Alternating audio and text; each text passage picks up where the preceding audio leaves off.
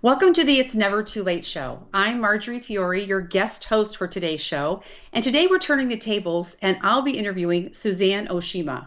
Suzanne's a life and love transformational coach at Your Next Amazing Story. And today we're talking about the signs that he wants a serious relationship with you. It's going to be a good one. But Suzanne, before we jump in, I'd love for you to share with the audience who you serve and why. Sure. So I serve single women in midlife and I help them transform midlife into their best life and find love again in their next chapter. And it's something that I'm truly passionate about. And I always want women in midlife to truly understand that it's never too late to find love again. Oh, I love to hear that. I love to hear that. So let me ask you this. If you haven't dated for a long time, you're just getting back out there in midlife especially, it can be confusing to figure out if a man wants to play the field or if he actually wants a serious relationship. Why is this so much more confusing now than when we were in our 20s?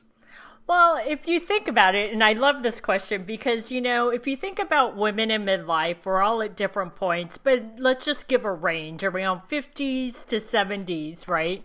And if you think about it, if we've been married for maybe 20, 30 years is back when we were in our 20s and 30s, right?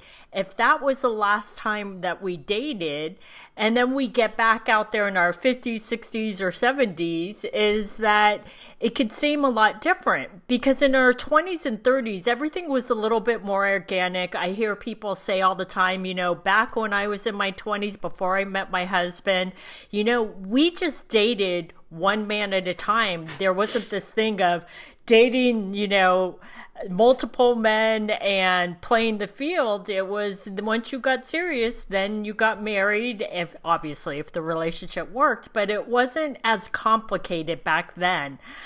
So I find that a lot of women, once they come out of a long-term relationship or divorce, right, if they've been married a long time, this can seem really confusing to them. They're like, that's not how we did it back then. And I would imagine too that a little bit of the pressure is that we are later in life. So when you're younger, it's not really the first thing on your radar because it kind of, for most of us, happens a little more organically. You date a bunch of people, you're in your 20s, maybe 30s, and then you get married. But if you're well into your 50s, you're like, oh, I don't want to be alone the rest of my life. So we do have that little bit of like the clock is ticking kind of sense of urgency. But is it okay to date more than one person at a time? Yeah, it definitely is. And I love what you said, though, because it's interesting when you said, the clock is ticking for us in our 50s or whatever it is, 50s to 70s, is that's a different type of clock ticking, right? Is when we were in our 20s and 30s, our clock was ticking to have children. And so you're right. This is like the life clock of ticking. And so we don't want to waste time. And also, I believe we as women in midlife, we're smarter, we're wiser, and we're not going to put up, hopefully, with the man that's not serious about us. And we want to move on quickly if he's not looking for a serious relationship. So that being said, to answer your question is, yes, a woman should date multiple men. But like I said, going back to how she was maybe in her 20s and 30s, is I find sometimes that can be confusing for women. Is it okay for them to date multiple men? And I want all women to hear this, is the answer is yes, it's okay. You are not doing anything wrong and you are not in a serious relationship with a man until you have that conversation that you're exclusive. I think that's one of the mistakes that we can make is we assume that we're in a serious relationship and he's out there dating multiple women and you think it's not okay for you. So it's important to remember you're not in a serious relationship until you have that conversation. Now, that can be a tough conversation to actually have. So without directly asking him, are there some telltale signs that he wants a serious relationship?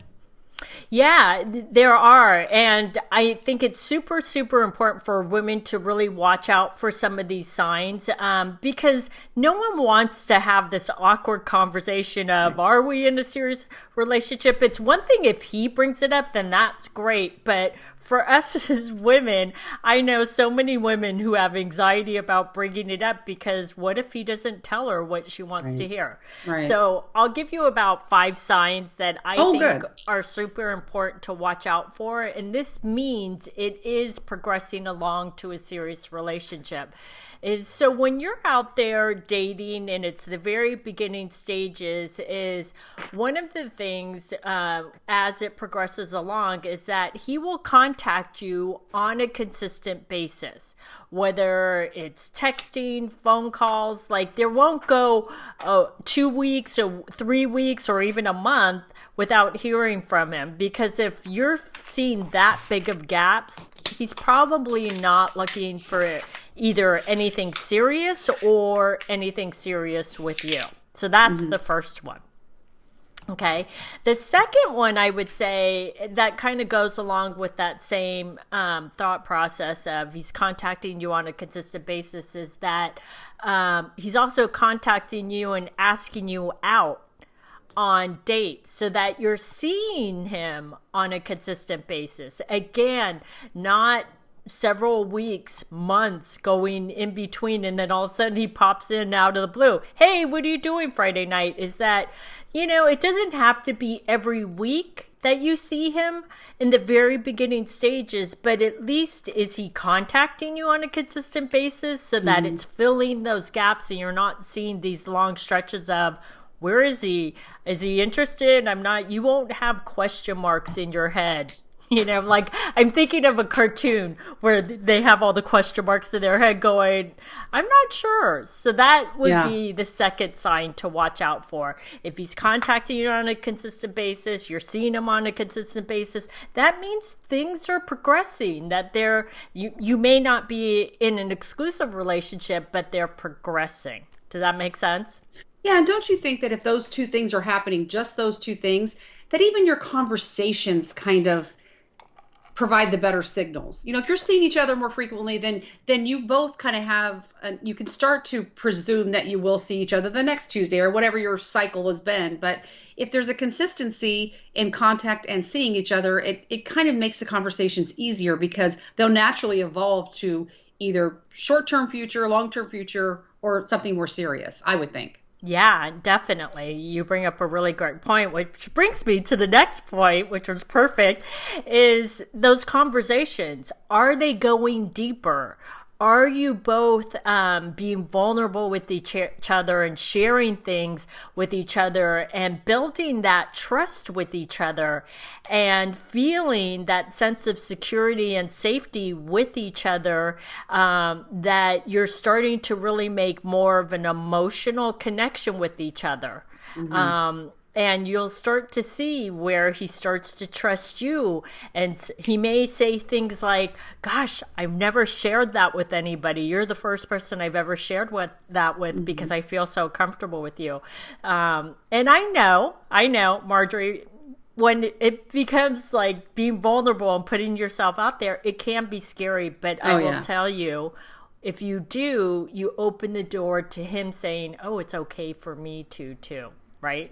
Right. I love that. So the next one that I would say is that he starts talking about future plans with you. Like he starts talking about, when the holidays are coming up. So like, let's just say it was October and Thanksgiving's coming up, and he starts talking about, I was thinking for Thanksgiving, maybe we could go see my parents up in the Catskills or wherever. Right? I know, right? Ding, ding, ding, ding, ding. Yeah. Or he says, I don't know what you were thinking about for New Year's, but I was thinking maybe we could do this, and it's only October. And so that's when he's thinking about future things with you. I think it's called lock it up. Lock it in, right? Oh, you're so funny. Yeah, well, I would call it future pacing, right? Oh, okay. Like you're progressing to certain levels in the relationship. But yeah, I mean, ladies, every time a man has said that to you in the early stages of dating, doesn't that make you feel, oh, it's a little bit more secure? We're going somewhere. And so it's important to watch out for those things where he starts talking about having you at family events or work events. Trust me, a man will not bring you to a work event if he doesn't feel like he's getting serious about you, or that you can handle your own at a work event, because no man wants to bring a woman that's gonna embarrass him, in front of his work colleagues, his boss. He wants someone that can really hold her own.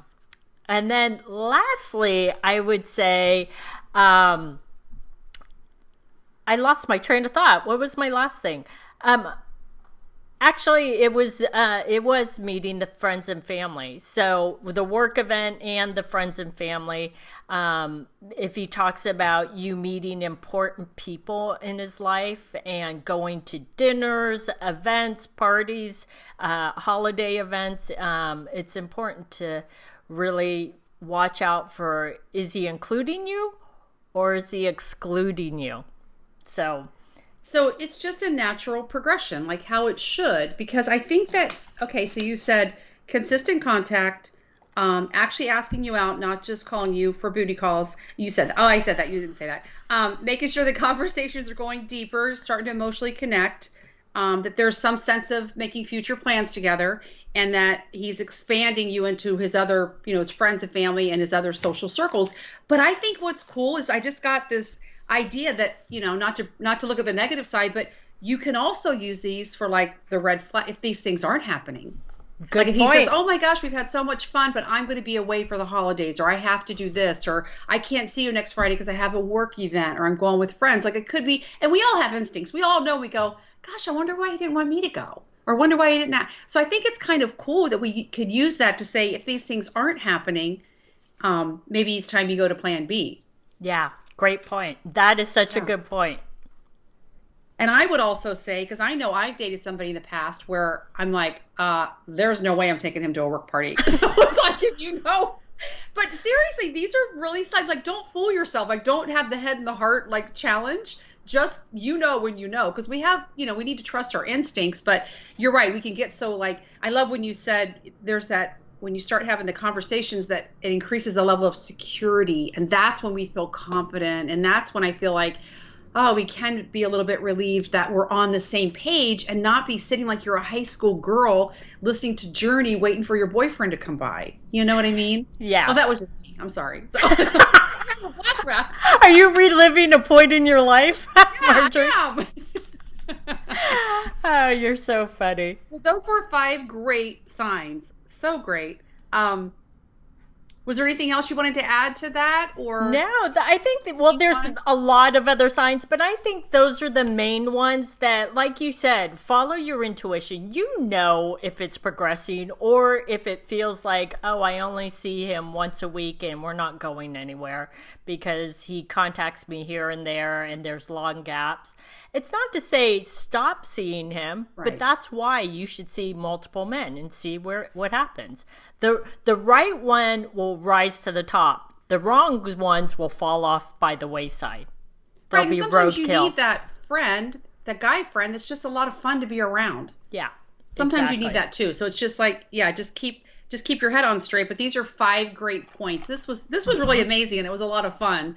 And I know you have a free online masterclass, The Secrets to Meet a Quality Man.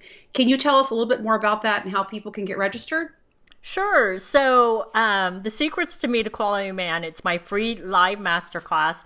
And I tell you the number one way to meet a quality man. And I also tell you the real reason why you're not meeting any quality men online. And I know, ladies, what you're thinking. You're thinking that it's the site. It's not the site. Trust me. I'm going to tell you the secret formula on how to turn it around so that you can start meeting and attracting quality men around your age online. And it will make everything easier to help you find love again in your next chapter. Wow. So how can they register for it? They can just click here on the video, or if you're listening to the podcast, you can go to yournextamazingstory.com, and it's right at the top of the website, and you can register for that. Okay, go do that, everyone. Thanks so much for joining us today on the It's Never Too Late show. Hopefully now you're convinced it's never too late. The show is available in both video and podcast format, which can be found at yournextamazingstory.com, which is the same place you can register for the online class. Okay, take care.